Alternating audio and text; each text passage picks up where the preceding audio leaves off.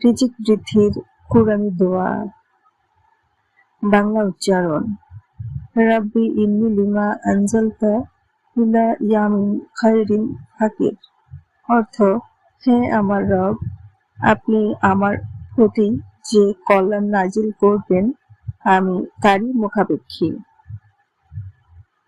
এই দোয়ার জন্য কুরআন বা সহিহ হাদিসে নির্দিষ্ট কোনো সংখ্যা যেমন ৭ বার, ১১ বার, ১০০ বার নির্ধারিত নেই। আপনি প্রতিদিন ফজরের পর এক বা একাধিকবার, ৫ ওয়াক্ত নামাজের পর, তাহাজ্জুদের সময় অথবা যে কোনো সময় আন্তরিকতার সাথে পড়তে পারেন।